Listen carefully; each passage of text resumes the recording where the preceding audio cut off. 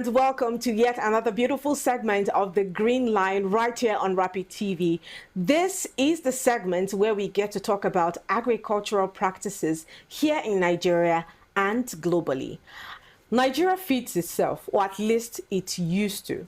Agriculture has been the backbone of this nation long before oil even entered the conversation. But today, we're facing a quiet crisis that doesn't make enough headlines. Our young people are walking away from the farm, and our older farmers are aging out. So the question we are asking today is simple but urgent. Who will feed Nigeria tomorrow? I have a very important guest with me, and together we're going to get into the conversation. My name is Martha Alu.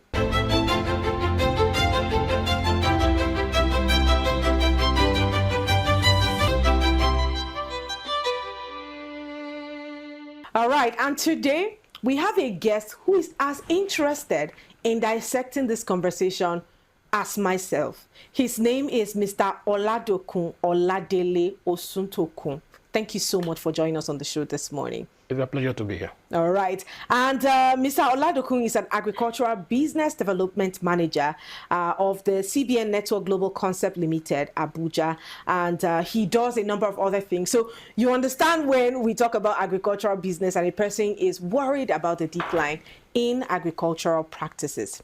So thank you, Mr. Oladokun, for coming again. Thank you for bringing me here.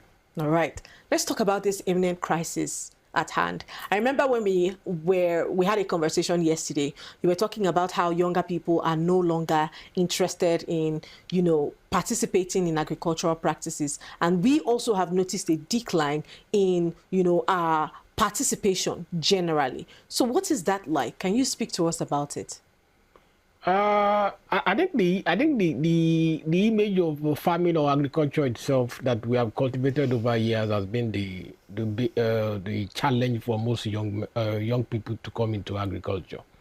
Agriculture is seen as let me say a livelihood for those who are poor, those who have no other means of livelihood, or those who are restricted in their choice or options of livelihood.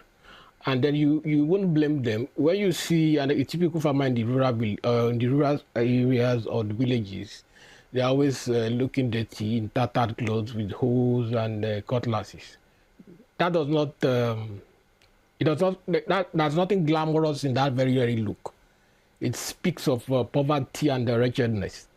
And then most people these days are about glamour, entertainment, easy life, soft life kind of a thing.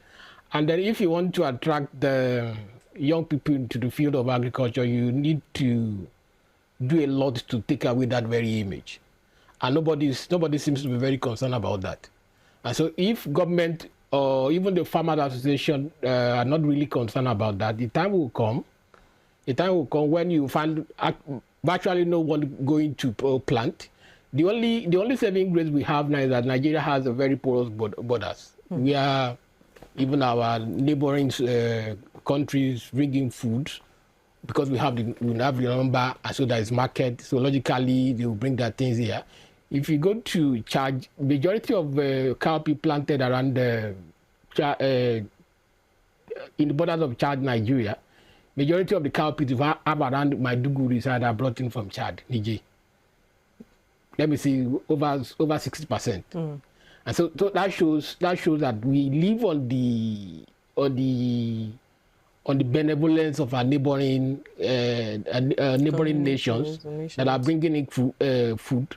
If we have a situation where we have a very closed borders, things might be in a very serious situation now, coupled with what a lot of farmers experience on their farm last year. A lot of farmers who planted agri crops went into serious debts, and I just hope a lot of them will still come back, because if majority refuse to come back, we'll have a very serious situation unless government want to continue with the food importation, which at the end of the day is not going to go well for anybody. It's not sustainable at all. All right. Now, is this a new problem, or have we always struggled with getting young people interested in farming?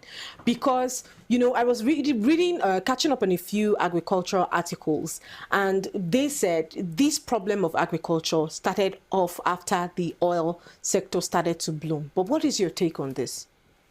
I don't think it has just starting.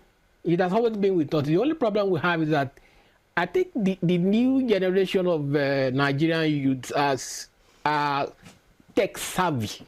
Okay.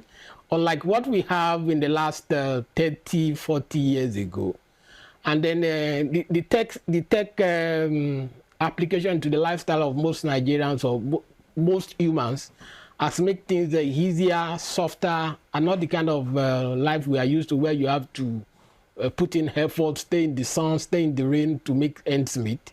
If you have a situation where you have an AI expert who is a very young person who could stay in this room, work on his laptop and make thousands or millions of naira just sitting by his table and then working on his laptop.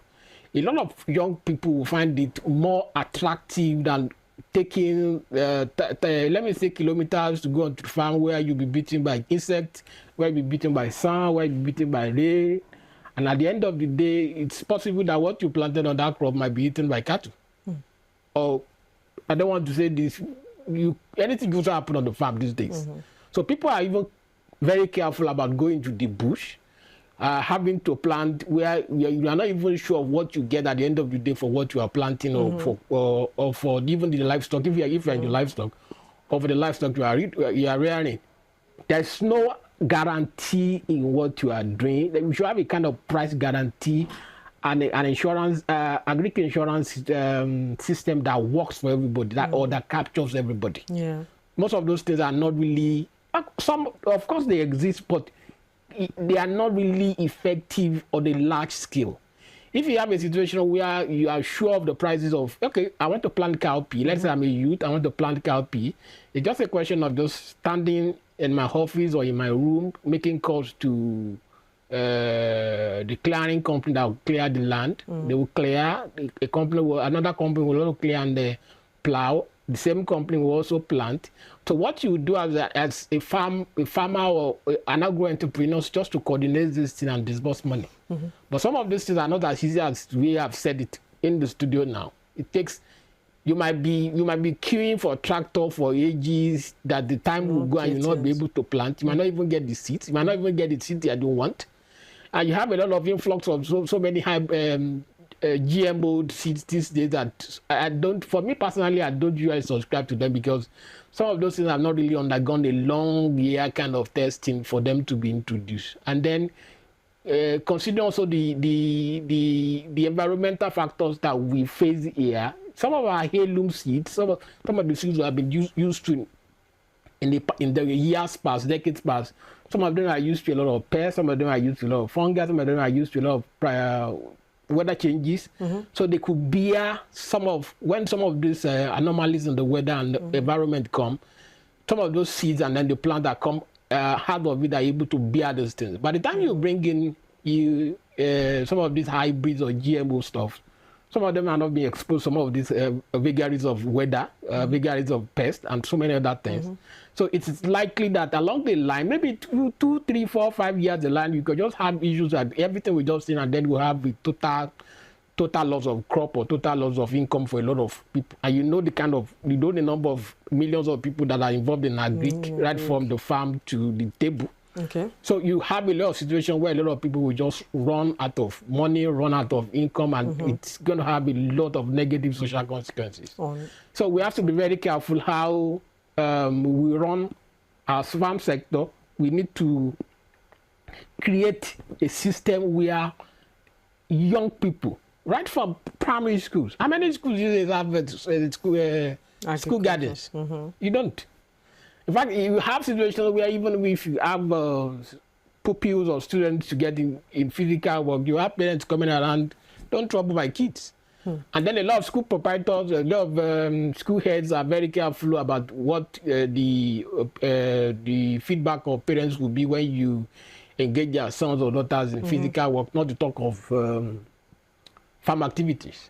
And those are things we need to do. get to engage them as early as possible so that they will pick up interest, and at the end of the day we'll create system that will support them when they finally want to get into agriculture. Yes. All right.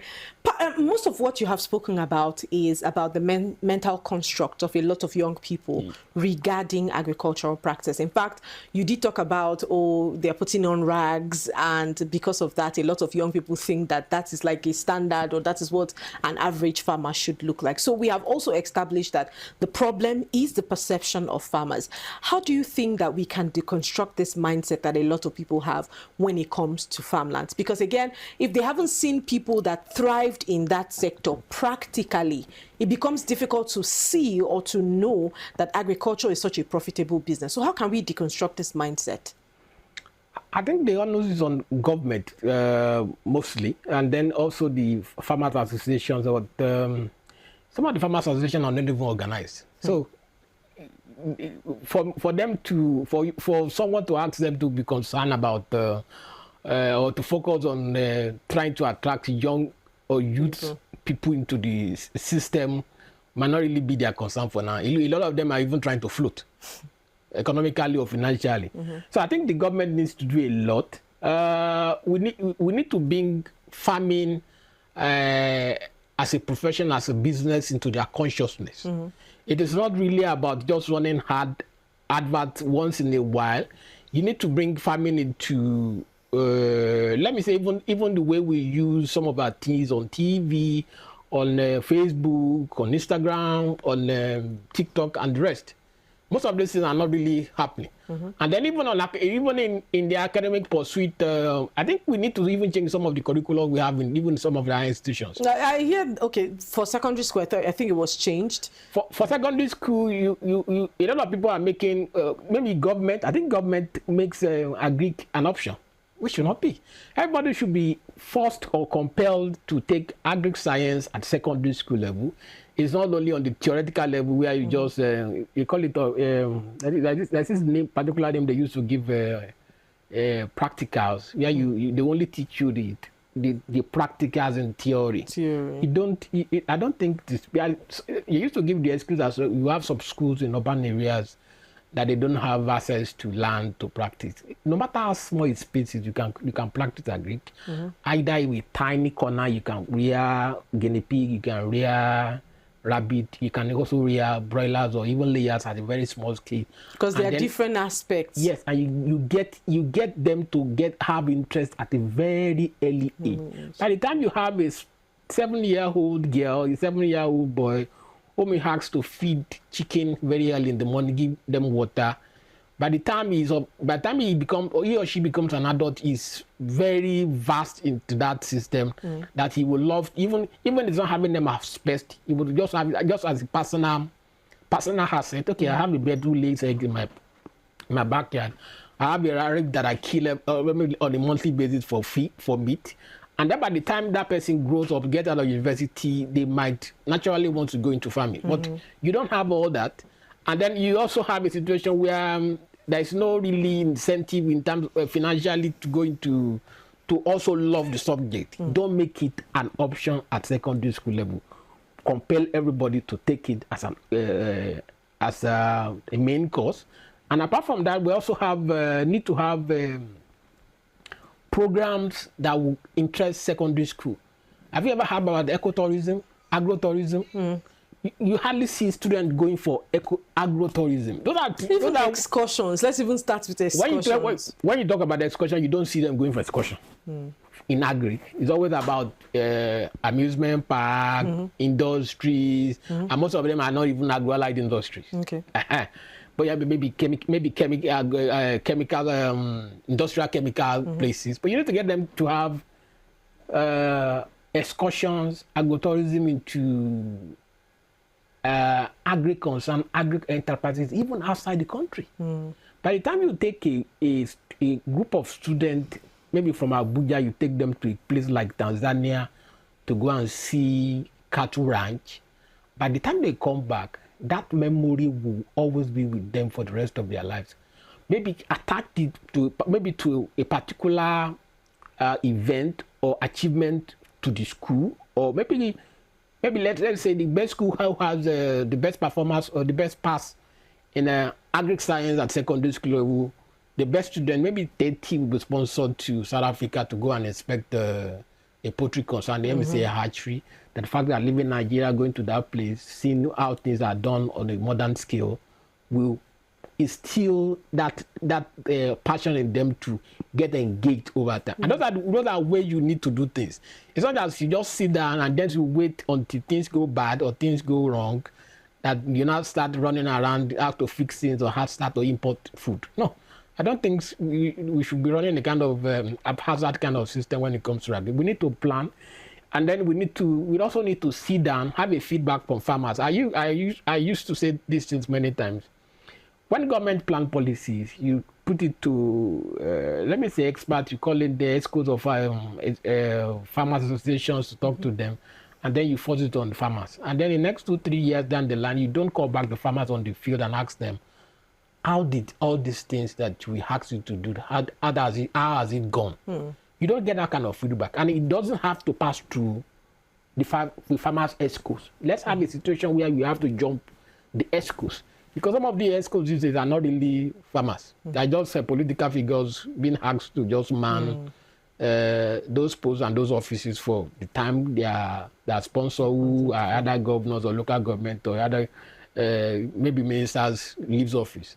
And then when he leaves office, another person takes over, puts his own people there. So and that is just the system that we are running. I don't like, I'm always love to dwell on the positive, but the question is, when you see some of the anomalies, it's always good to talk about it and discuss it openly, because family is not something you joke with. If it goes wrong, everybody will get hungry. And how many of us can afford to stay hungry at this time? No. Well, I hear you mention a few things about funding when it comes to agriculture. And surprisingly, on the news, it was talking about how banks, talking about how they don't invest a lot in agriculture or give out loans to agriculture, because some of the hazards or the losses that happen within the farmlands are not things that are within the farmer's control. For instance, you plant during that season, you don't know, you are just hoping that it grows after doing all of the right things. So let's talk about funding particularly, because I believe that if people earn enough from agricultural practice, more people will get into the system. For instance, tech. When the conversation of tech started in Nigeria, or it started in the social space, a lot of people didn't pay attention to it. But when they saw that it was possible for people to sit in their homes, use their phones and their laptop, solve technical problems for others and get paid for it, sometimes even in foreign currencies, a lot of Nigerians began to subscribe to the whole tech ecosystem. And now it has blown up. You see, young people go to school and specifically study for that. So let's talk about agriculture and funding for young people. How do you think that this issue can be addressed? Funding, so that people who intend to get into this practice have enough resources to get into it and then earn from it. When you talk about funding in agriculture, there are two basic sources: government and then the private sector, which is the bank. And then in recent times, we have been having private finance institutions coming into agri. But the truth is, their interest rate has been on the high side, even though you still have people still engaging them. But if you really want to make profit out of agriculture in the present situation we find ourselves, I think the present 9%, which is being even offered by interest rate, which is being offered by even government banks, Bank of Agri, Bank of Industry, are still on the high side. China gives 0% for agri. Zero. China, 0%. When you are into agri, they give you zero loan, zero interest rate. I think if we might not be as rich as China, fine, but we could bring it down to let me say 3%. At least by the time you take 3%, from 9 to 3%, we have take off 6%, which is a lot of money when you are dealing with very large amount of money. And it's not only that, government needs to even pump more money into their government banks and also into private banks. A lot of money are lying fallow in government coffers, that they are not really utilizing it. And then, and apart from those money that are lying fallow, some of the money that have been disbursed in the past that went into private pockets has been something that I as a Nigerian, I'm not very proud to even discuss it. You have situation where you disburse like almost 200 billion, and at the end of the day, you ask people what have you been able to do with the money that was given to you, and then a lot of people will start giving excuses. People are using political connection to get agric loans, which is crazy. And then you don't run politics with agric. That's always the problem. And apart from running politics with agric, that's how you need to have a system where you can monitor, which is outside government control.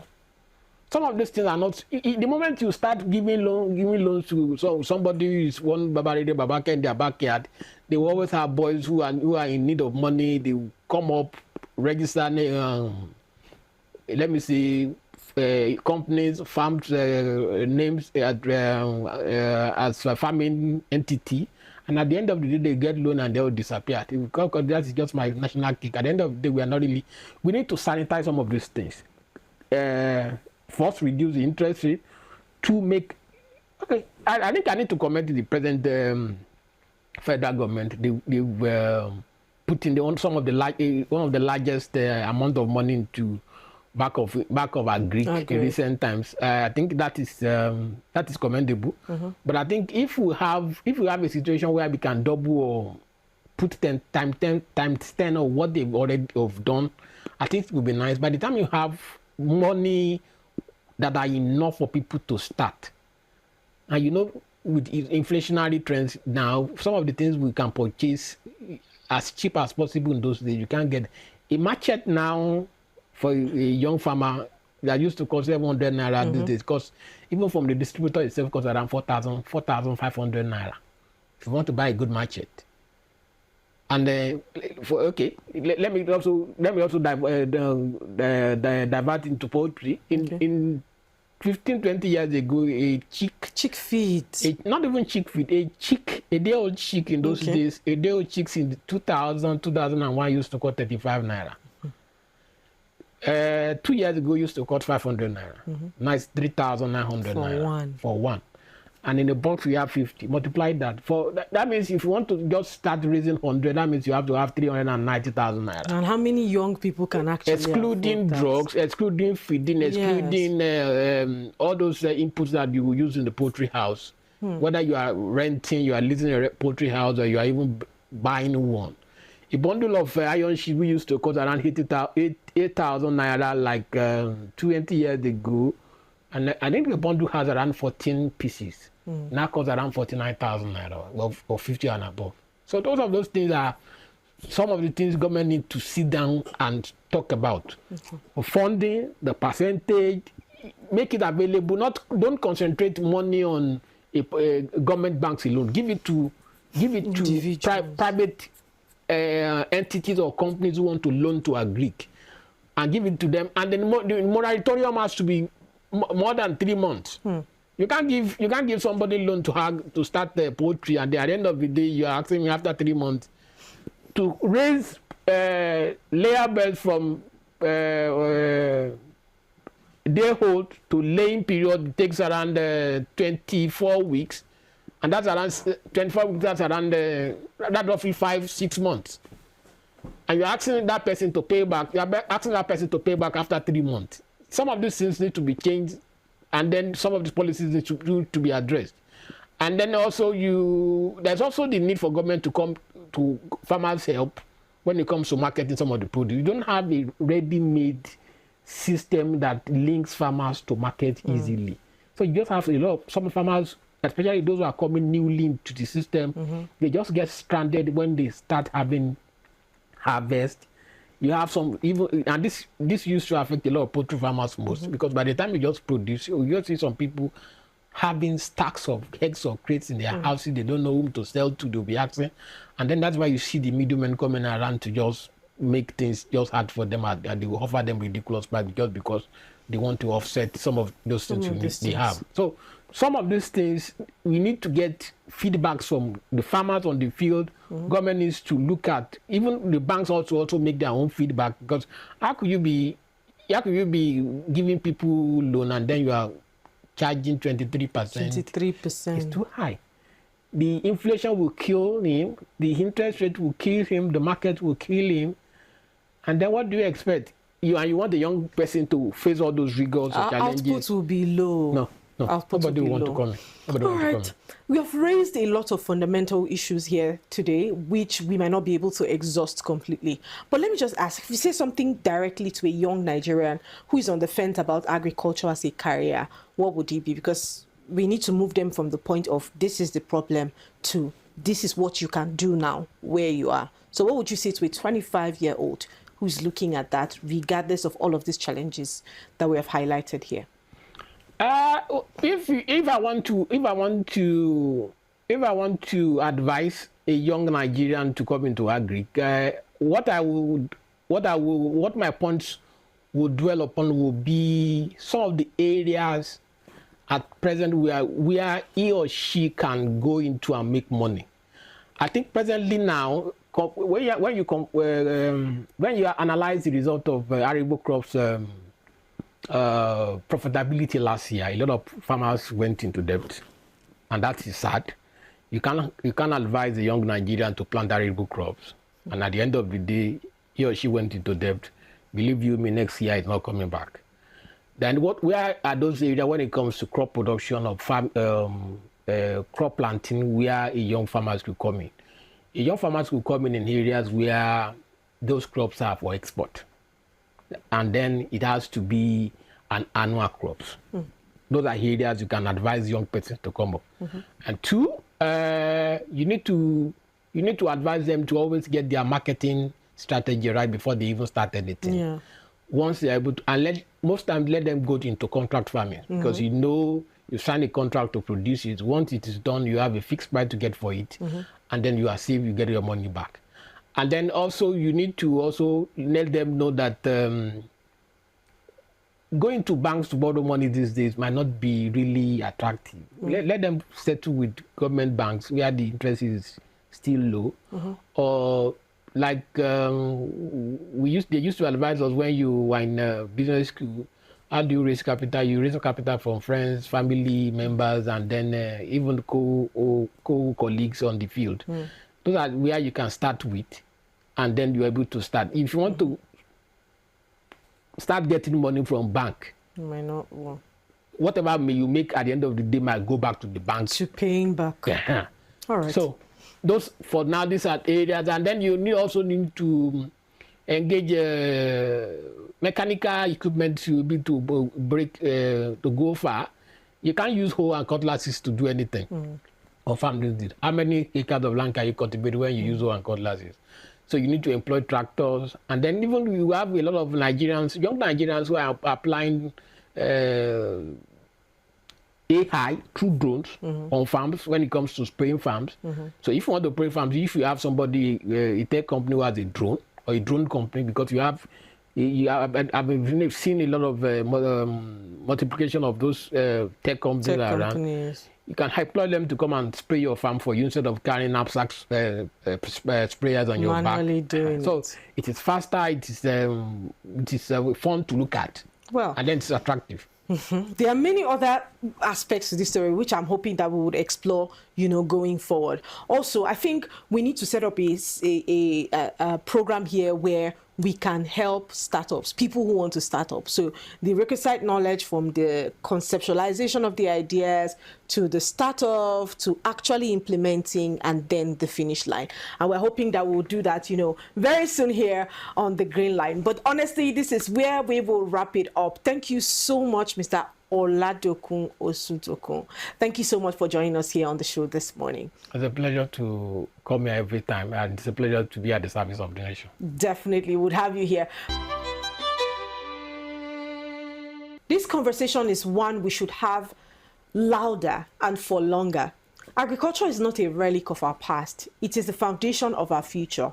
And if we do not find a way to make the next generation fall in love with the land again, we will pay for it in ways that go far beyond the economy.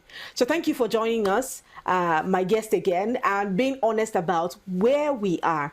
And to everyone listening, think about this. Talk about it at your dinner table and ask yourself, who grew the food on the table? Because one day, if we don't act fast, the answer might be not us. And then who would it be at that time? So this is The Green Line, and we'll talk again soon. But before we go, my name is Martha Alu. See you next time.